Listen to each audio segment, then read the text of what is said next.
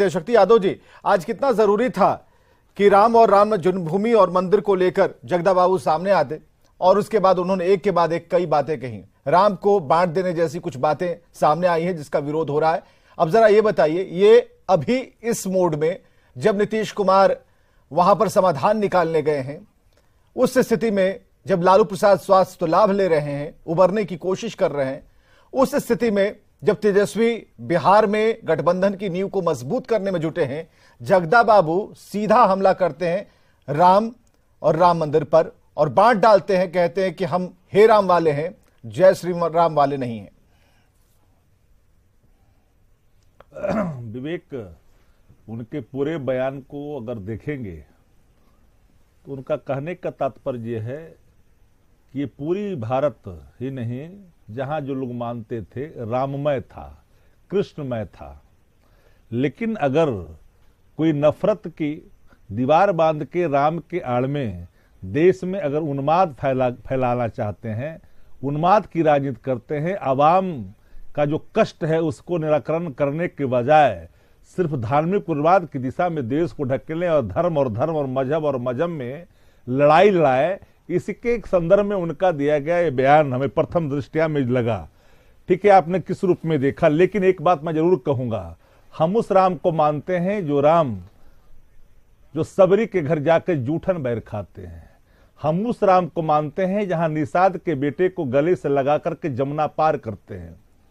हम उस राम को मानते हैं जो कोल के सहारे एक बड़ा धार्मिक उन्मादी, एक ब्राह्मणवाद का एक ऐसा मकबरा जो लंका में कायम किया था, वो कोल के सहारे उस ब्राह्मणवादी व्यवस्था को तहस नहस किया। ब्राह्मण जाति नहीं, ब्राह्मणवादी व्यवस्था, उसकी मैं बात करता हूं। उस राम को मैं मानते हैं, उस राम को मानते हैं जो रामेश्वरम में आराध्य देव देवाधिदेव महादेव का जब उन्होंने जब स्थापित करते हुए कहा नमामि समीसान निर्वाण रूपम विभुम व्यापकम ब्रह्मदेव स्वरूपम, उस राम को हम मानते हैं। हम रावण वाले राम को नहीं मानते, जो रावण की जो महिमा मंडित करने वाले हैं उस राम को नहीं मानते हैं। हम उस ब्राह्मण को मानते हैं जो धर्म को रास्ते पे ले जाता है, समाज को रास्ते की ओर ले जाता है। हम उस राम को मानते हैं। राम किसी कमरे में कैद नहीं हो सकते, राम कनकन में वास है। आपको ऐसा क्यों लग रहा है? कहा जाता राम है जन्मभूमि, राम से पहले जिस मंदिर की बात की जा रही है वो राम जन्मभूमि अयोध्या की बात हो रही है।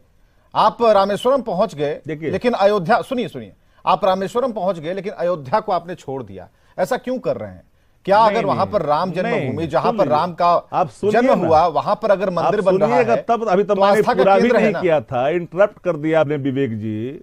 मैं उस राम को मानता जिनके पिता दशरथ थे, जिन्होंने धर्म की स्थापना के लिए जब ब्रह्मास्त्र का प्रयोग करते हैं और ब्रह्मदेव आकर के प्रकट होकर के मना करते हैं तो लंकापति पर ब्रह्मास्त्र का प्रयोग करना बंद कर देते हैं। उस राम को हम मानते हैं। किसी चारदीवारी में कैद करके नफरत की बाजार अगर कोई काम करने की कोशिश, राम के नाम पर अगर कोई महिमा मंडन कर करके गलत चीजों को स्थापित करना चाहता है, उसको नहीं मानते। हर आप में, हम में, तुम में, खड़े खम में जब भगवान है, राम है, मर्यादा पुरुषोत्तम को मानते हैं। जिनके दरवाजे पर एक व्यक्ति आता है और कहता है, आरोप लगाता है और प्रत्याग कर देते हैं, उस राम की पूजा हम करते हैं। मनीष पांडे को राम कनकन में वास है, राम मेरे आदरणीय है, राम मेरे आराध्य है, और मैं उनसे अलग जाने की बारी। मनीष पांडे, आपकी बारी, बात आप ही से शुरू हुई थी, अमित शाह से शुरू हुई थी और आरजेडी ने अपना जवाब दिया। कण की बात करते हैं, लेकिन जिस चारदीवारी की बात करते हैं शायद उसमें कण का उपयोग नहीं होता, पहले इसको समझना होगा। मनीष पांडे। विवेक जी, आज शक्ति सिंह यादव जी ने मेरा दिल जीत लिया है। सही कह रहा हूं आपको, आज इन्होंने जिस प्रकार से परिभाषा दी है, आज वाकई में मैं उनका इस मामले में तो फैन हो गया हूं। देखिए, जगदा बाबू के बारे में जहां तक कहा जाए तो वो उस भीष्म पितामह की तरह हैं जिसने हस्तिनापुर के प्रति अपने समर्पण में धर्म को भूलकर अधर्म का भी साथ दिया था। हम लोगों को वो दिन भी याद आता है जब उनके पुत्र भाजपा से लड़े थे और वो उसके विरोध में पूरा प्रचार कर रहे थे। जगदा बाबू की विद्वता पर मेरा कोई सवाल नहीं है, सवाल है उनकी निष्ठा जिस ओर है वह निष्ठा क्या कर रही है। और अभी जो शक्ति सिंह यादव जी प्रवचन कर रहे थे। मैंने इसलिए कहा कि मैं इनका फैन कर दिया हूं कि अभी बोलने का जो अवसर मिला है, इसकी देन भी भारतीय जनता पार्टी और आरएसएस ही है, क्योंकि ये वही लोग हैं जिन्होंने राम के अस्तित्व को ही नकार दिया था। आज तो इतना बड़ा अच्छा प्रवचन, इसलिए मैंने कहा कि मैं तो आज इनका फैन हो गया कि चलिए, भाजपा की यह सबसे बड़ी उपलब्धि है कि कम से कम इतना अच्छा प्रवचन तो देने लगे पैनल पर बैठ के श्री राम के बारे में। दूसरी बात कि बड़े सब लोग शिक्षित पैनल है, देखिए वह मंदिर नहीं है। जिस बात की चर्चा आदरणीय अमित शाह जी ने की, जो 1 जनवरी 2024 को जिसका उद्घाटन होगा, वह मंदिर नहीं है। यह जगदा बाबू भी भूल गए और अभी शक्ति सिंह यादव जी भी भूल गए। वह अगर ये प्रभु श्री राम को मानते हैं तो ये भी मानते होंगे कि वह उनका जन्मभूमि है और उसका जो गर्भगृह है वह गर्भ भी उसी मंदिर के अंदर है। इसीलिए ये जिस उन्मादी, ये जिस तरह की भाषा का जगदा बाबू ने प्रयोग किया, मैं तो नहीं करूंगा, लेकिन वह प्रभु श्री राम को अगर ये मानते हैं तो वह उनका जन्मभूमि है। वह 4 दीवारी नहीं है। 4 दीवारी तो इस स्टूडियो के चारों तरफ भी है, हम भी कैद हैं।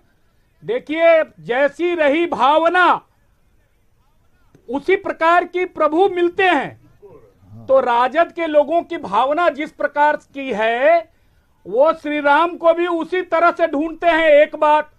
और दूसरी बात, अगर इनको उन्मादी लगता है, जगदा बाबू को उन्मादी लगता है, तो भाई शक्ति सिंह यादव जी बैठे हैं, मैं तो इनको नेता मानता हूं। भाई मथुरा में प्रभु श्री कृष्ण कैद हैं, उनको तोड़ दिया गया। अगर ये वृंदावन मथुरावन गए होंगे तो देखे होंगे किस प्रकार से तोड़ के वहां मस्जिद बना दिया गया। तो क्या ये उसको जो अभी ढांचा है उसको सही मानते हैं? विवेक जी, इस पर भी इनको विचार रखना चाहिए, चूंकि भाजपा वह भी आंदोलन करने वाली है और कर रही है, शुरू से उसके खिलाफ आवाज उठा रही है। अरे सुन लीजिए, तो अभी इस बात पर भी राजद का मत स्पष्ट होना चाहिए कि मथुरा की जो स्थिति है, जिस प्रकार से प्रभु श्री कृष्ण को बंदी बना रखा गया है और उनके गृह को तोड़कर वहां मस्जिद बनाया गया है। बीजेपी ये कह रही है कि आप उसको मंदिर समझना, 4 दीवारी समझना छोड़ दीजिए। शक्ति सिंह यादव जी, बीजेपी का ये कहना है भगवान राम का जन्म हुआ, गर्भगृह को गर्भगृह के तौर पर क्यों देख रहे हैं, 4 दीवारी के तौर पर देख रहे हैं। मैं नहीं कह रहा, सुप्रीम कोर्ट का जो आदेश आया है विवेक जी, सुप्रीम कोर्ट ने जो आदेश दिया है वह उस जन्मभूमि के आधार पर दिया है। ठीक है।